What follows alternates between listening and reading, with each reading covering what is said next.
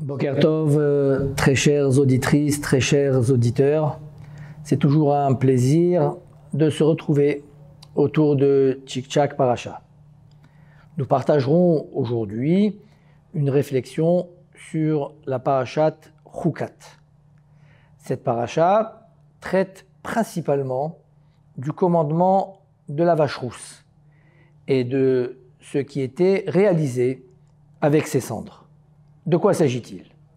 Une personne qui s'était rendue impure au contact d'un mort pour se purifier, pour se débarrasser de cette impureté, devait être aspergée par le Kohen avec des eaux lustrales.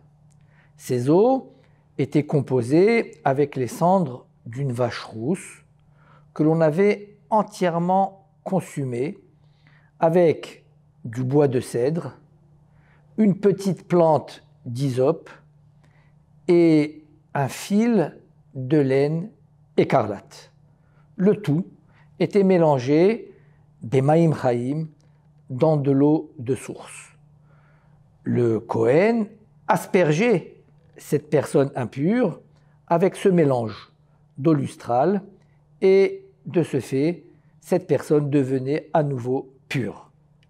Ce commandement appartient à la catégorie des chukim, des décrets.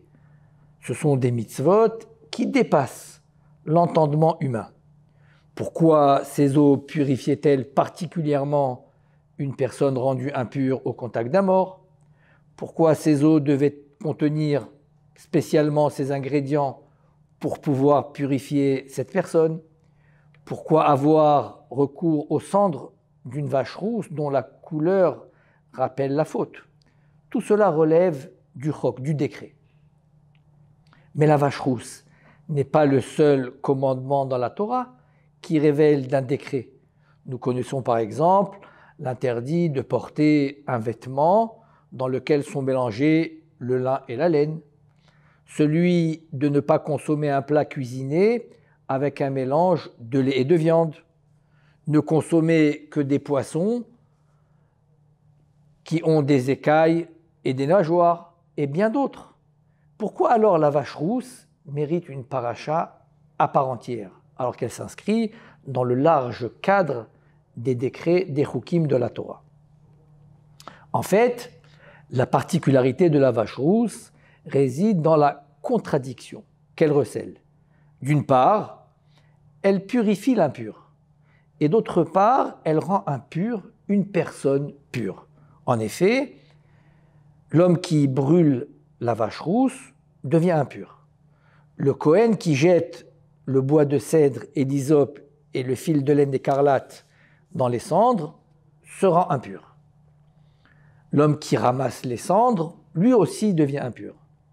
Ce même contact avec ces cendres rend l'impur pur et le pur impur. Étrange contradiction. Voilà la particularité de ce décret. Peut-être une idée, bien que cela relève du décret, pour comprendre en quoi cet enseignement de la vache rousse peut nous concerner. Maïmonide nous enseigne que les extrêmes sont négatifs. Il faut toujours s'efforcer d'emprunter la voie médiane. Mais lorsque l'on veut ponctuellement redresser un travers, il nous faut adopter une attitude extrême afin de pouvoir retrouver par la suite la voie médiane.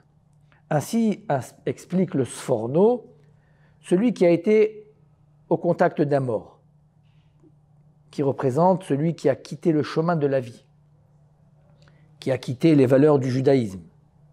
Alors, pour qu'il retrouve la voie médiane, la Torah dit qu'on brûle une vache entièrement rousse, dont la couleur rappelle la faute, avec du bois de cèdre qui fait référence par sa taille et par sa hauteur à l'orgueil. On brûle aussi une petite plante d'hysope qui symbolise l'humilité à l'extrême. Un fil rouge écarlate qui rappelle que ces deux extrêmes, que ce soit le bois de cèdre ou l'hysope, sont des extrêmes et qui sont négatifs, représentés par ce petit fil de rouge écarlate. Mais lorsque le tout est mélangé, qu'on obtient une solution homogène, cet équilibre permet la pureté. Voilà ce qui nous concerne. Il nous convient à nous, au quotidien, de maintenir un équilibre entre le matériel et du spirituel. Si toutefois nous avons besoin de redresser des extrêmes, alors il nous faut adopter une attitude extrême pour revenir vers la voie médiane afin de redresser les travers. C'est pourquoi celui qui était dans les étapes des extrêmes était impur. Mais celui qui mélangeait ces eaux lustrales était pur, et par ce fait, lorsqu'il aspergeait la personne qui était impure, celle-ci redevenait pure. Voilà l'enseignement que nous pouvons retirer de cette paracha de Chukat. Shabbat Shalom Mevorach, et à la prochaine.